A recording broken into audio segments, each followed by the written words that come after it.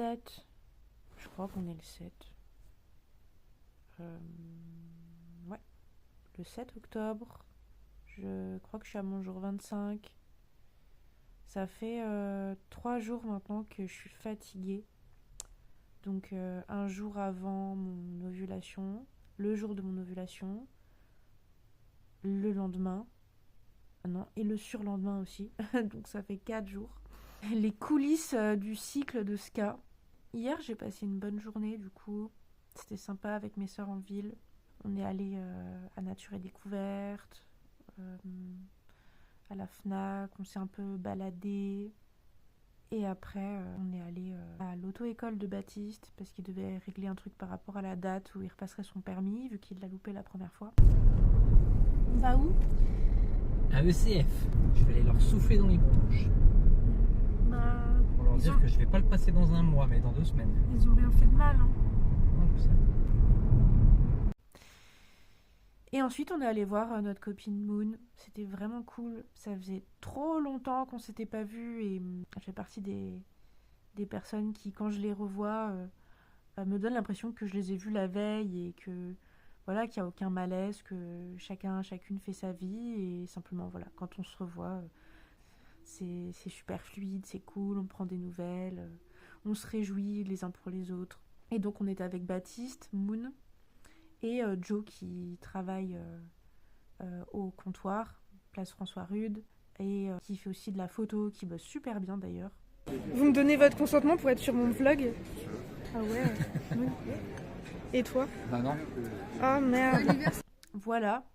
Et après ça, je sais pas quelle idée on a eue. Moi, j'étais déjà épuisée. Je sais pas pourquoi. On est allé chez mes parents pour faire la surprise à mon père pour aller voir le match de rugby avec lui. Hier soir, c'était France-Italie. On leur a mis une de ces raclées. Je sais pas ce qu'ils ont foutu les Italiens, mais pour le coup, je sais même plus combien ils ont eu de points à la fin. Peut-être 5, 7, pas plus. Et ouais, c'était sympa, mais moi à 20h, je suis fatiguée en fait. Donc attendre 21h pour le match et ensuite que le match dure 2 fois 40 minutes, ça, moi c'était trop. C'était trop. Après la douche, je sais même pas comment j'ai eu la force d'aller prendre ma douche pour ensuite aller me coucher. On s'est réveillé à la campagne, chez mes parents. On a fait le petit-déj avec eux. On a discuté un petit peu du mariage, des préparatifs. On a une réunion de crise ce soir d'ailleurs, un petit peu avant la nif de ma sœur, pour en discuter, pour parler de la location de la vaisselle et tout et tout. Et voilà, là on est rentré un peu avec Baptiste. Moi je suis allée me coucher parce que je suis vraiment trop fatiguée. Donc j'ai fait un peu du montage directement de mon lit, du montage vidéo. Et Baptiste est allé gentiment me poster le colis que je devais envoyer. J'ai vendu mon bola de grossesse sur Vinted. Tout le monde pense que du coup c'est parce que je veux pas d'enfant ou parce que vraiment c'est pas pour maintenant, etc. En fait, je vends celui-ci parce qu'il était plutôt cher mais c'était pas celui qui me plaisait le plus. Parce qu'il était en or 18 carats et moi je préfère mettre des bijoux en argent. Et pareil, il avait une chaîne en or alors que j'aurais préféré un cordon un peu plus épais et qui me blesse pas le cou, vu que le bola est assez lourd au bout. De pouvoir me racheter le bola en argent qui coûte moins cher, donc je vais me faire une petite marge. Donc c'est cool et personne ne sait et tout le monde pense que. Mais en fait non. On rend aussi des alliances qu'on a essayées qui nous allaient pas au niveau de la taille. Moi, je vais encore me reposer un petit peu, puis ensuite on va retourner chez mes parents pour l'anniversaire de ma sœur. Je crois qu'elle nous fait un hachis parmentier vegan et que mon autre sœur nous fait un gâteau de crêpes vegan au chocolat. En fait, elle fait des crêpes et elle les empile avec des couches de chocolat vegan et de chantilly vegan à la noix de coco. Donc trop bon. C'est hyper bourratif, mais c'est hyper bon. Et je pense que ça va être chouette. On va être en famille avec mes parents, mes sœurs et leurs chéris, Baptiste et moi. Je crois qu'il y a Baptiste qui vient de rentrer. Je sais pas pourquoi je me sens aussi fatiguée autour de mon ovulation. Peut-être que j'en ai trop fait, peut-être que je me suis couchée trop tard, peut-être que j'ai vu trop de monde, que j'ai fait trop de choses par rapport aux ressources que j'avais pour les faire. En tout cas, il me semble que quand on est enceinte, la fatigue arrive, je crois, au moment de la nidation. Nidation. je perds mon vocabulaire, je perds mes mots, je suis épuisée. Et quand on est enceinte, on n'est pas fatigué. Il me semble pas qu'on soit fatigué au moment de l'ovulation. Et là, moi, je vois plutôt comme le signe que peut-être j'étais trop fatiguée à mon ovulation et que justement la fécondation n'a pas lieu. Et je le vois pas comme quelque chose de positif, le fait que je sois fatiguée à ce moment-là de mon cycle. Alors que je sais très bien que les personnes qui tombent enceintes passent un premier trimestre de grossesse assez fatiguées. Mais je pense pas que ce soit aussi proche du moment de l'ovulation. C'est plus 15 jours après. Et pendant le premier trimestre, où il y a potentiellement de la fatigue, des nausées, le fait d'oublier des choses, d'avoir l'impression qu'on n'a plus de cerveau, qu'on oublie tout, d'être essoufflé aussi des fois dès le premier trimestre. Mais voilà, je sais pas pourquoi je suis fatiguée comme ça, mais je suis très fatiguée. C'est quoi cette tête? Bonjour. C'est pas de la bave là, hein, j'ai pleuré des yeux. Vous savez pleurer d'autre part, vous? Bah Salomé, oui.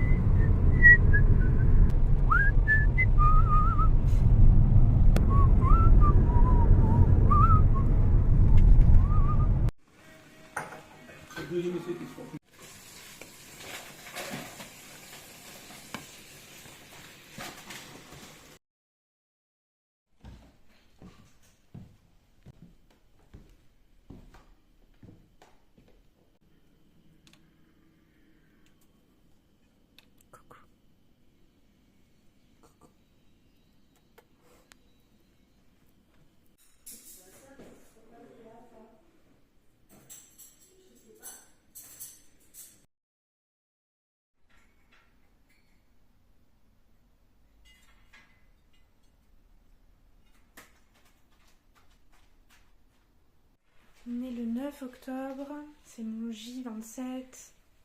Je me sens vraiment dans ma phase lutéale, là, dans mon automne intérieur. Je suis complètement dedans. J'ai passé un week-end plutôt fatigant. Je me sens vide d'énergie. C'était l'anniversaire de ma soeur, du coup, même si j'ai passé du temps à la campagne, j'ai passé beaucoup de temps en famille et avec beaucoup de personnes. Il y a même ma grand-mère qui est passée pour me faire essayer ma robe de mariage qu'elle est en train de toute me reprendre et de me faire. Il y a eu beaucoup de monde, beaucoup de choses, on s'est couché tard et du coup je me sens vraiment vidée dans mon énergie. Donc aujourd'hui c'est lundi, je fais un genre de lundi manche où je prolonge mon week-end sur le lundi et sur une journée où je suis juste toute seule et où je peux juste faire les choses pour moi, penser à moi. Ce matin j'ai commencé le livre Sapiens qui a dû sortir en 2010 je crois, que je voulais lire depuis très longtemps. Je l'ai enfin à ma disposition, je peux enfin le lire, je suis super contente. Et donc je me suis levée plutôt tard. Aujourd'hui je pense que je vais pas faire grand chose à part m'occuper de moi puis faire du ménage en fait. Peut-être faire une lessive, j'ai du linge à plier. J'ai passé un peu le balai partout dans l'appart parce que le pigeon on a mis au large. Je m'occupe du pigeon, des chats, j'ai rangé des choses dans la cuisine. Je prends soin de mon intérieur, autant de moi-même que de l'endroit où je vis et où on vit. Et puis je me suis réveillée avec une petite douleur. Je me suis réveillée avec une petite douleur à la gorge. Ça m'étonne pas parce que je me sens vidée de mon énergie, fatiguée. Et quand on est fatigué, niveau système immunitaire, c'est... Je me suis rendu compte ce week-end que si jamais j'étais enceinte, je ne pouvais pas prendre beaucoup de mes plantes que vous voyez là derrière. Je vous avais montré, j'ai des feuilles de framboisier que enceinte je ne peux pas prendre avant le tout dernier mois de grossesse. Ici j'ai du baume pour mes articulations mais où il y a de la reine des prés. La reine des prés je peux pas en prendre non plus. Et de l'autre côté j'ai de la sauge que je ne peux pas prendre. J'ai de la menthe poivrée que je ne peux pas prendre. Et du fenouil que je ne peux pas prendre. En fait, il y a des plantes qui sont abortives, donc qui créent des arrêts spontanés de grossesse. Il y a des plantes du coup qui stimulent trop la circulation sanguine, qui font qu'ensuite on perd la grossesse. Il y a des plantes qui sont œstrogènes-like, entre guillemets, qui sont néfastes pour la grossesse. Le fenouil, c'est à prendre en tisane plutôt quand on va allaiter, en postnatal, quand on allaite. Il y a pas mal de choses que je ne peux pas prendre, plus consommer. Dans les épices, j'ai vu qu'il fallait que j'évite la cannelle, l'origan, le thym, qui est aussi une plante apparemment abortive. Même pour ma gorge, je ne peux même pas j'ose pas me faire une tisane de thym. D'un côté, il y a une part de moi qui me dit, mais il y a plein de personnes qui sont enceintes et qui font pas gaffe et qui ne savent pas et qui s'en rendent pas compte et qui en prennent quand même et où il n'y a pas de souci. Il y a même des personnes qui tombent enceintes et qui continuent à fumer, à boire, donc je me dis que boire une tisane de temps en temps, ça doit pas être le bout du monde non plus. Et en même temps, il y a une part de moi qui me dit que les plantes, elles ont quand même leur magie, leur vertu, que c'est pas anodin de consommer de la tisane et certaines plantes. On peut appeler ça aussi des plantes médicinales, que c'est pas pour rien. Peut-être qu'il y a l'intention qui joue aussi, je sais pas, peut-être que si je bois de la tisane juste en buvant, peut-être que c'est ok, alors que si je me dis comme d'habitude que je vais boire telle ou telle tisane dans une intention particulière, peut-être que ce serait plutôt à éviter. Enfin bref, dans le doute, je préfère éviter au plus possible de prendre les tisanes qui sont déconseillées, voire interdites entre guillemets pendant la grossesse. Je vais me rabattre sur mon rooibos avec peut-être une petite cuillère de miel. Pareil, ce week-end j'avais déjà un tout petit peu mal à la gorge hier matin et j'ai pris une pastille à sucer au pamplemousse et propolis et j'ai vu que dedans il y avait de l'huile essentielle de romarin. Direct je suis allée chercher, puis je suis allée cracher la pastille et me rincer la bouche. Il me semble pareil que l'huile essentielle de romarin, c'est pas bon du tout pour la grossesse. Et en général, de toute façon, il faut quand même éviter au maximum les huiles essentielles, du moins pendant le premier trimestre. Après, il y en a certaines qui sont ok, certaines d'autres pas du tout. C'est quand même un sacré boulot d'aller investiguer dans tous les produits que je prends, que je consomme, les cosmétiques aussi, d'aller voir si tel ou tel produit est ok ou pas ok. C'est un bon gros boulot. Donc je me suis fait un rooibos là, je vais me rajouter une petite cuillère de miel dedans. C'est le rooibos des Jardins de Gaïa, la Voie lactée. C'est un rooibos aromatisé au caramel qui est super bon, dans lequel on peut facilement ajouter par exemple un lait végétal. Je sais qu'il y a des rooibos qui sont plutôt aromatisés aux agrumes et je suis pas sûre que le mélange agrumes-lait végétal ce soit top. Mais avec du caramel, vraiment, ça rajoute de l'onctuosité, c'est vachement bon.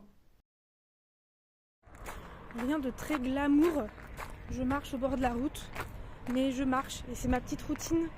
Quand Baptiste sort du travail, il me dit quand est-ce qu'il sort. Et moi, j'ai à peu près 30-35 minutes pour sortir de l'appart et pour marcher dans sa direction. Et ensuite, quand je le croise, en gros, je monte dans le camion et on rentre tous les deux à la maison.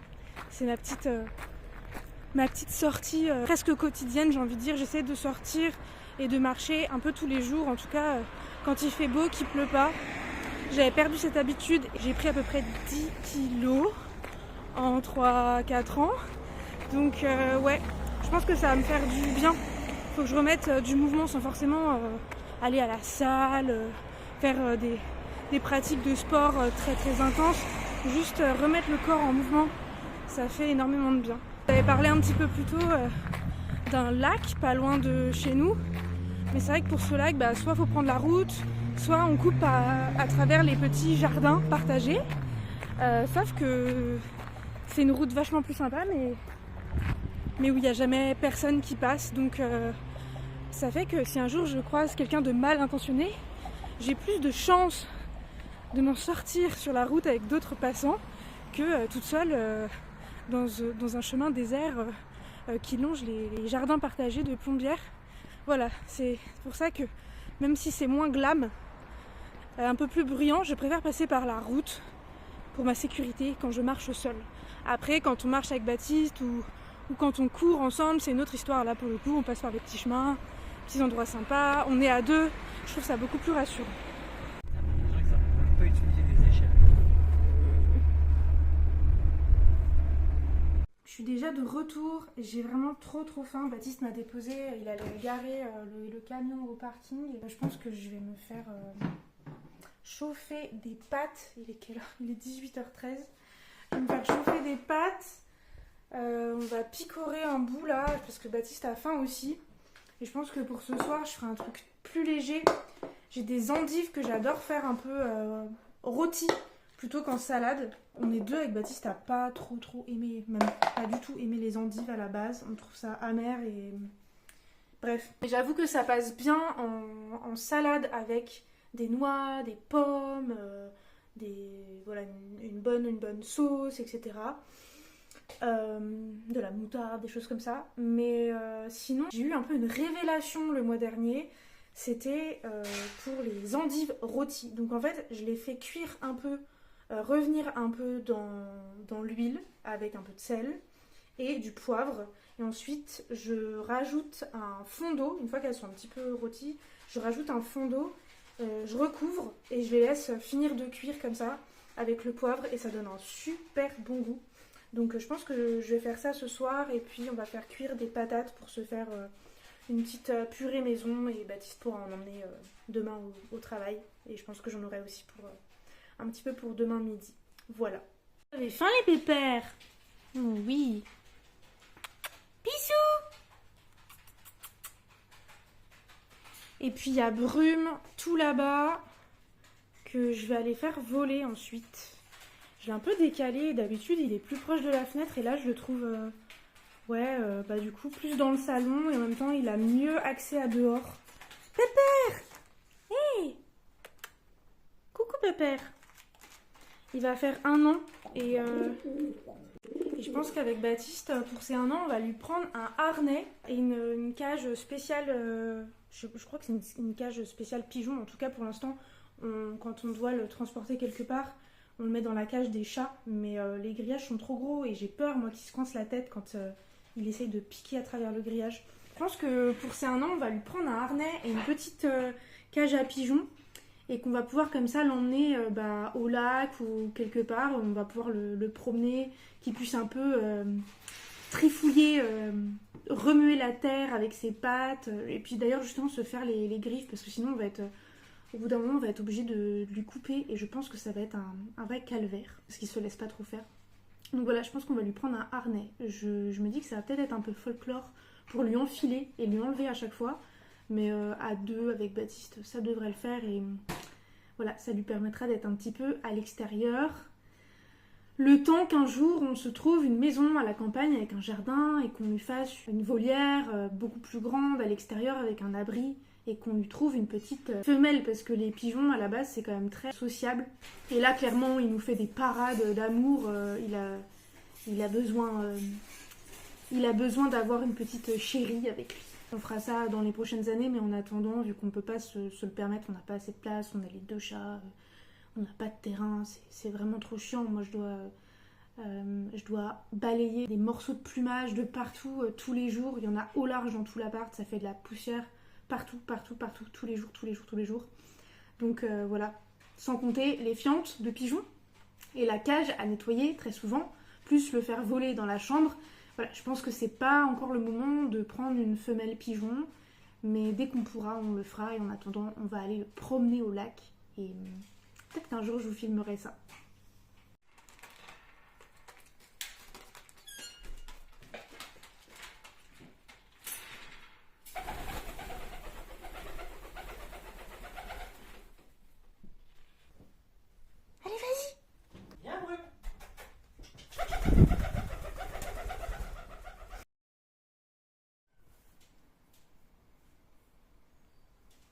On est le 10 octobre, c'est mon jour 28.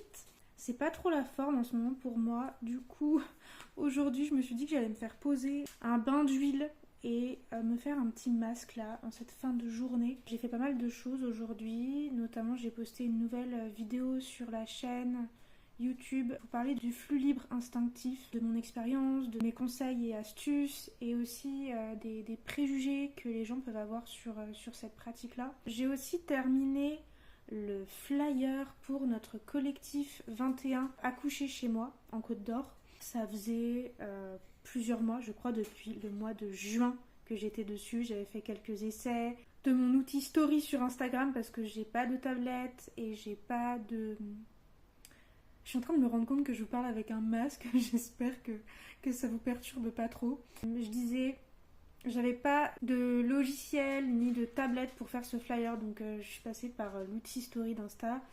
Et pour le logo, c'était infaisable. Du coup, Maud Lyotard, mon amie qui est doula, littérapeute et qui a fait la roue de grossesse que je vous présentais l'autre jour, a repris le logo que j'étais en train de créer avec les couleurs que j'avais choisies pour le refaire sur sa tablette parce qu'elle est aussi illustratrice et elle a tout le matériel adéquat pour le faire. Donc elle m'a envoyé le logo avant son accouchement et là j'ai pu refaire le flyer et l'envoyer au groupe du collectif. Donc je suis super contente, c'est un truc de moins à faire, un truc en plus de fait pour notre collectif.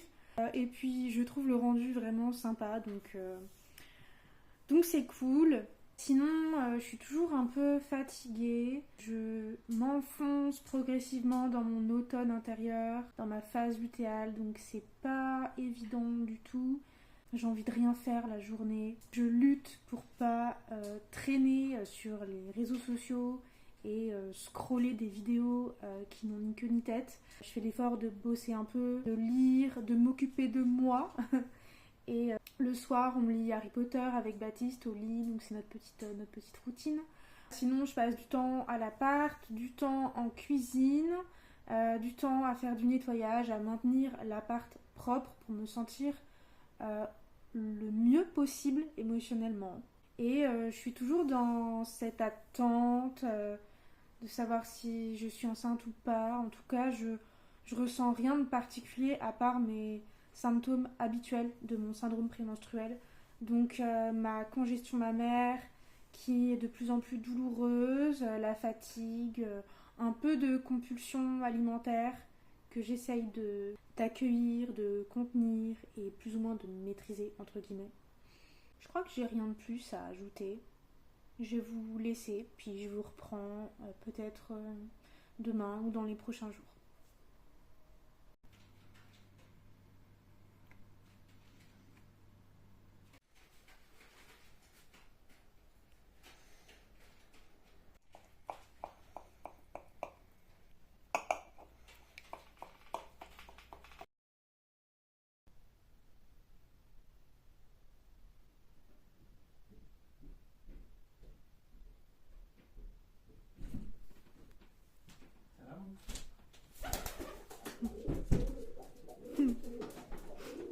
Ça va ? Ça va et toi?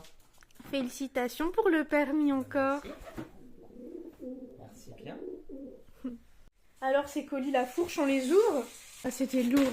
Moi, ce que je porte d'habitude, c'est mon téléphone portable, quelques livres et l'ordinateur, c'est tout. Ouais. On a des laits végétaux, des petits gâteaux prêts. Attention. Attends, je veux voir.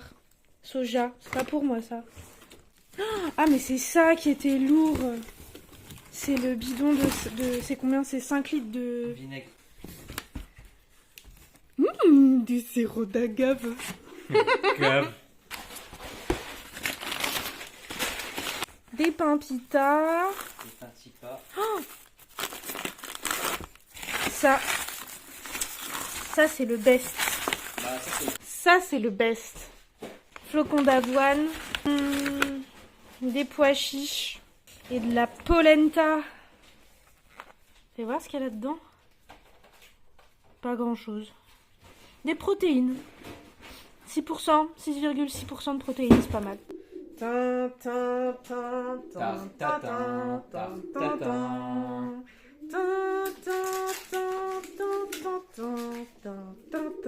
Je continue, c'est lourd.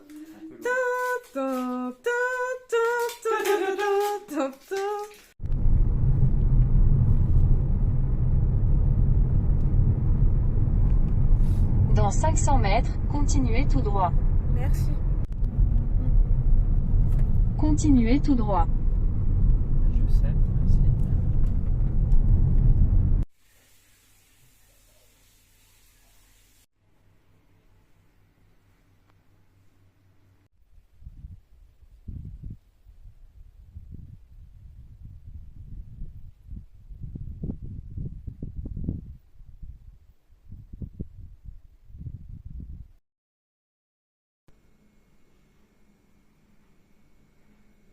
aime bien faire des gâteaux à étage comme ça de temps en temps, mais c'est pas aussi...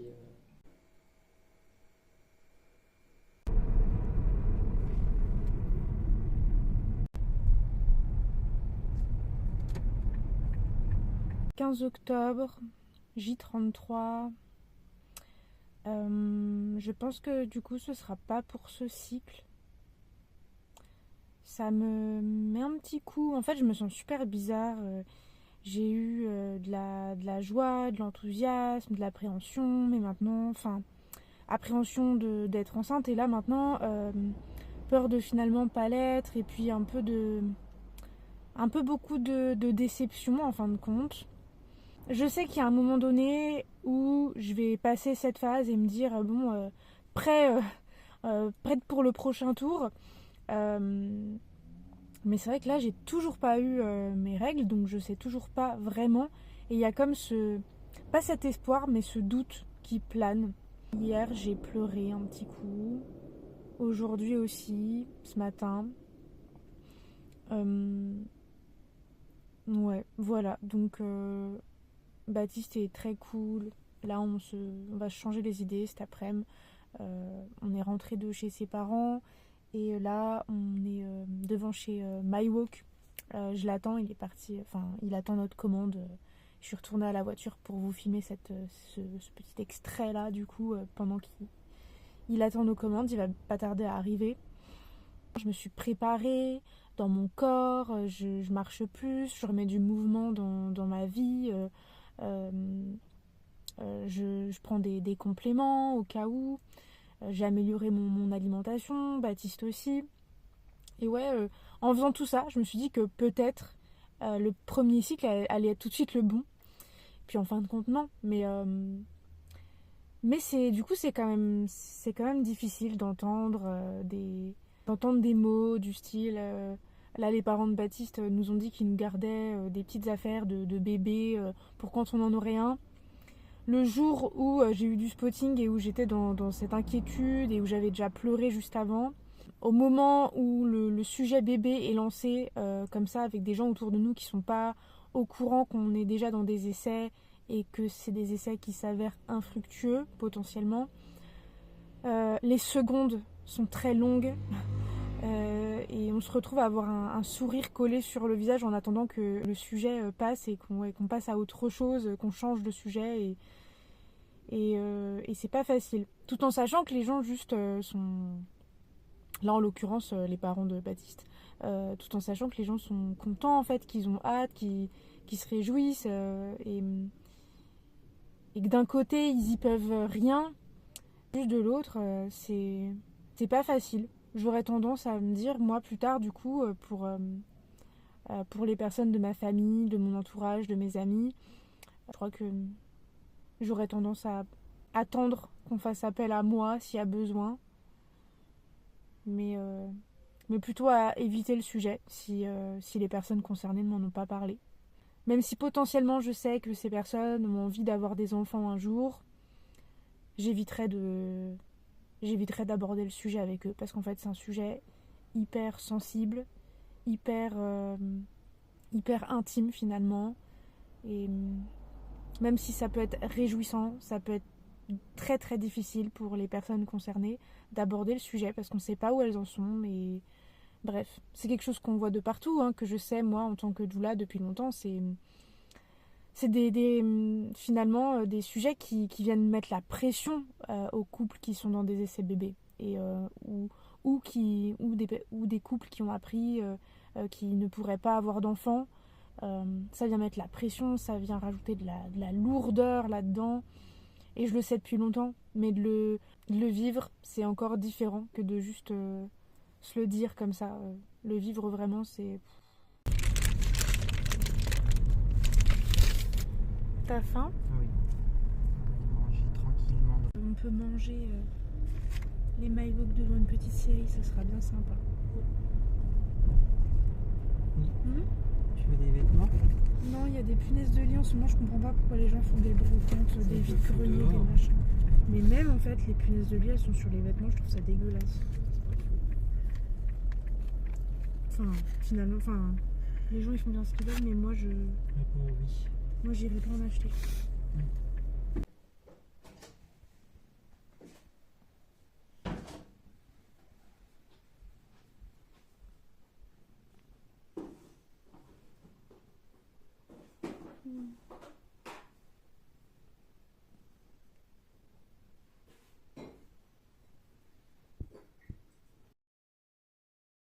On est le 16 octobre, c'est mon J1 aujourd'hui. J'ai eu mes règles. Donc pour vous expliquer un petit peu comment ça s'est passé ces derniers jours, ce week-end on est parti chez notre amie thérapeute dans le Morvan. Pendant la séance, j'ai senti déjà que j'avais des crampes au niveau de l'utérus. J'en ai eu un petit peu avant la séance et pendant, puis j'en ai eu à nouveau après. Le lendemain, donc il y a 2 jours, j'ai eu un léger spotting, donc des saignements, mais plutôt rosés le matin. Et puis un peu marron clair dans la journée, dans la même journée. Ça aurait pu être le signe potentiel d'une nidation, donc d'une grossesse, comme ça aurait pu être le signe de spotting qui annonçait la venue de mes règles. J'avais encore le doute et encore un peu d'espoir à ce moment-là parce que à la palpation de mon col de l'utérus, il était encore plutôt haut et mou, ce qui est plutôt annonciateur d'une grossesse en fin de cycle, même si ça pouvait encore changer. Et finalement, ça a changé le lendemain. Donc hier, j'ai senti que mon col avait légèrement baissé et il était devenu beaucoup plus dur. Donc à la palpation du col, on reconnaît qu'il est mou ou qu'il est dur en fonction de sa densité qui se rapproche de celle des lèvres ou du nez. Il y a 2 jours, mon col était plutôt comme mes lèvres et hier, il est passé de comme mes lèvres à plutôt comme mon nez, donc plutôt dur. Et hier, donc, j'ai su que j'allais finir par avoir mes règles en fait et qu'il n'y aurait pas de grossesse pour ce cycle-ci. C'était pas évident. Je me suis vraiment sentie dans un entre-deux pas confortable du tout, où il n'y avait plus d'espoir, mais où il y avait quand même le doute, et où du coup j'avais vraiment hâte que mes règles arrivent. Je sentais au fond de moi la capacité de me dire que c'était pas grave, qu'on allait s'y remettre, que cette pensée de vivement le cycle prochain, et ce sera reparti pour un tour. Je sentais que j'étais en capacité de ressentir cette énergie-là, mais pas dans mon syndrome prémenstruel, pas dans mon automne intérieur, pas à cette phase-là de mon cycle. Et du coup, j'avais aussi vraiment hâte que mes règles arrivent, pas seulement comme un signe que vraiment il n'y aurait pas de grossesse ce cycle-ci, mais aussi parce que quand mes règles arrivent, généralement, vraiment ce tourbillon cesse, le brouillard se dissipe et je retrouve vraiment cette énergie d'aller de l'avant. J'ai attendu mes règles avec impatience, j'avais vraiment envie qu'elles arrivent et en même temps, j'étais un peu au bout du rouleau. Ça n'a pas duré longtemps, en fin de compte, j'ai eu mes règles le lendemain, donc aujourd'hui. Et ça n'a pas manqué, vraiment, aujourd'hui, je me sens vraiment plus apaisée, sereine. Autant ce week-end, j'ai pleuré avant-hier, j'ai pleuré hier, je me sentais vraiment abattue. J'aurais dit effondrée, mais finalement plus abattue. Je me sentais abattue. Autant aujourd'hui, vraiment je me fais une raison, je me dis c'était pas ce cycle, c'est que ce sera peut-être le prochain, c'est qu'il y avait une bonne raison, c'est qu'on avait peut-être encore des choses à expérimenter, à vivre, peut-être qu'il me fallait moi un cycle comme ça d'expérimentation de ce que c'était que les essais bébés, de ce que ça pouvait me faire dans mon corps, dans ma tête, dans mes émotions, dans mon cœur. Et finalement je suis aussi reconnaissante d'avoir pu vivre ce premier cycle d'essai et qu'il ne se conclut pas par tout de suite une grossesse. Je suis reconnaissante d'avoir le temps de le réexpérimenter une nouvelle fois, d'y aller comme dans une zone de confort qui s'est agrandie puisque j'y suis déjà allée le cycle dernier du coup. Je ressens plus cet abattement, je ressens de la sérénité, de la gratitude, de l'humilité. Bref, nous voilà repartis pour un tour et autant hier je n'arrivais pas du tout à me dire ça, autant aujourd'hui c'est ok, c'est acté, pas tout de suite parce que j'ai envie et besoin de traverser cette phase de mon hiver intérieur, cocooning en douceur. J'ai besoin de prendre le temps de me laisser absorber, d'être dans cette phase d'observation, d'être en retrait du monde, d'être dans mon cocon. Et je sais que le printemps arrivera tout bientôt et peut-être à mes branches le petit bourgeon de notre bébé à venir. J'en suis pas là. Là tout de suite j'en suis à mon utérus, les parois de mon utérus qui desquament, à mes règles, à mon hiver, à ce moment où je me pose, où je me dépose, où je me repose. Et peut-être que du coup je vais arrêter ce premier vlog ici, de je ne sais pas combien d'épisodes, peut-être 4, quelque chose comme ça, et que je vous reprendrai au fil de l'eau, au gré du vent, quand je sentirai que j'aurai besoin de m'exprimer sur le sujet. En tout cas, j'espère que ces vidéos vous auront plu, auront pu vous être utiles d'une certaine façon, informatives aussi. J'espère que vous avez eu matière à réfléchir sous différents angles en m'écoutant, que vous avez pu avoir peut-être apprendre des choses aussi sur la préconception, sur la symptothermie, avec tout ce que j'ai pu lâcher comme petites infos, comme petites bribes d'informations au fil du temps là. N'hésitez pas, si en commentaire vous avez envie de me demander à creuser certains sujets, je pourrais vous faire des vidéos hors vlog plus spécifiques, plus thématiques sur la façon de préparer la préconception en conscience, dans cet entre-deux entre l'invisible et le visible, ou alors de quelque chose de plus concret dans la matière, avec comment on peut préparer son corps, dans son hygiène de vie dans les quelques mois avant les essais bébés. Je peux aussi vous faire une vidéo sur les signes potentiels de la grossesse avant même de faire le test de grossesse. Ça peut être bien utile. Moi, c'est vrai que du coup, je sais que j'aurais pas besoin de faire des tests de grossesse avant un évident retard de règles, parce que je connais mon corps et les signes qui ne trompent pas et qui sont annonciateurs soit d'une grossesse, soit des règles à venir. Donc je pourrais aussi éventuellement vous faire une vidéo explicative à ce sujet. J'ai beaucoup de choses à vous partager qui gagneraient à être connues de toutes et tous. Donc voilà, ça serait avec plaisir de vous les offrir. Je vous fais des bisous et je vous dis à très vite. Et portez-vous bien en attendant. À bientôt.